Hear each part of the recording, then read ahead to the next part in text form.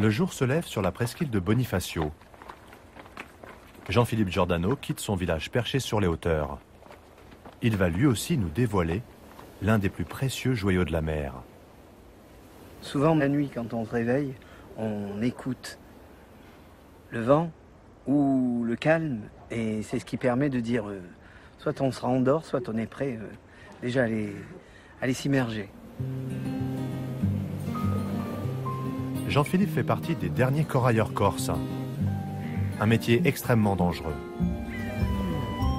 Les hommes qui le pratiquent font la fierté des marins de Bonifacio. Son lieu de pêche, ou plutôt de récolte préféré, se trouve à proximité de l'îlot des Moines. Cet écueil, signifié par une haute tourelle jaune, est redouté par tous les navigateurs.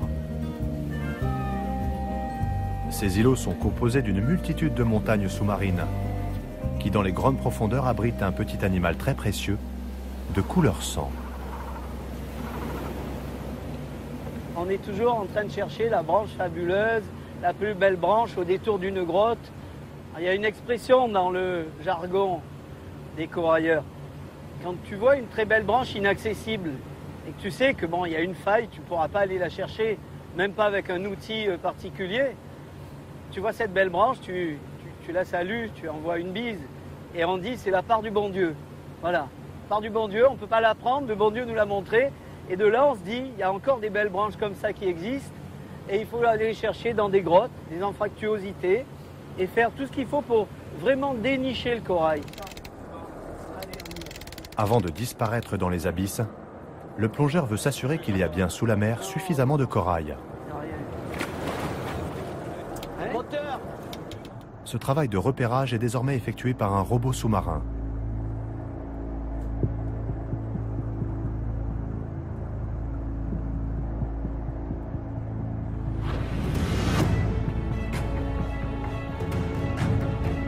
C'est bon, en règle générale, c'est vraiment un excellent moyen de repérer avant plongée.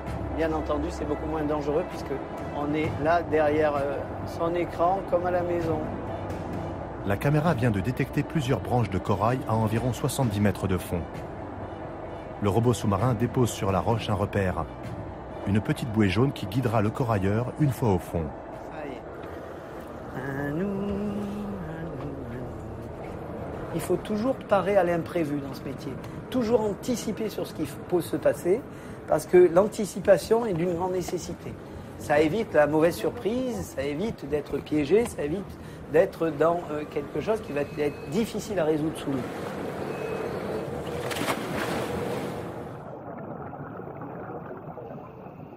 Jean-Philippe s'aventure parfois à plus de 100 mètres de profondeur.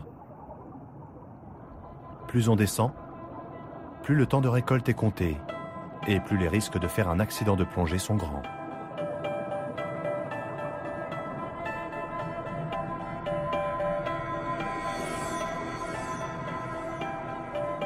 Une fois au fond, le corailleur cherche les plus beaux spécimens qui se cachent parmi les gorgones et dans les fissures de roches.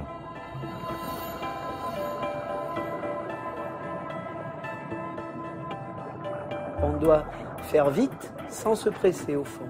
C'est-à-dire on ne doit pas consommer, on ne doit pas se mettre au speed, mais il faut être quand même relativement rapide parce que 20 à 25 minutes à grande profondeur, ça passe très très vite.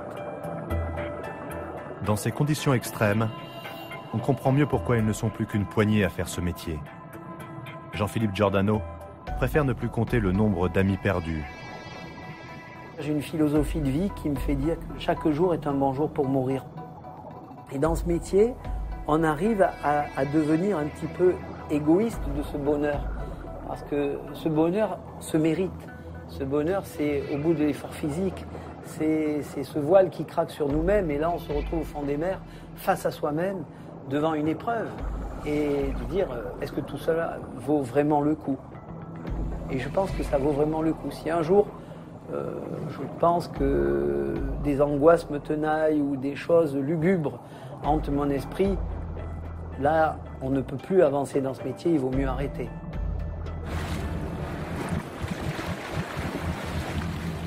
La précieuse marchandise est enfin à bord.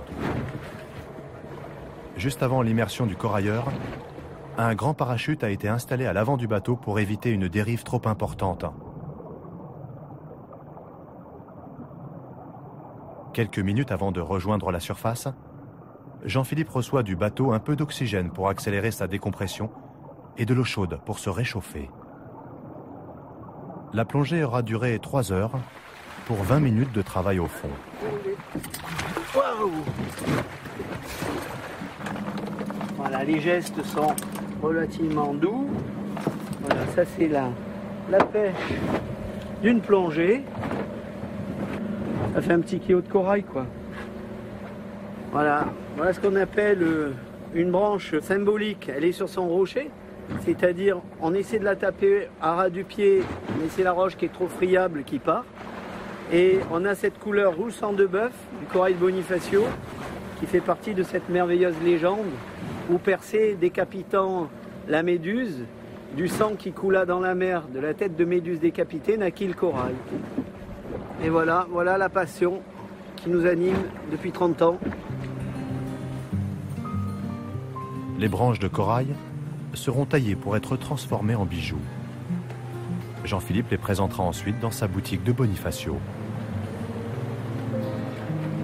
Une sirène qui arrive toute seule sur un bateau. C'était très sympa. Regarde.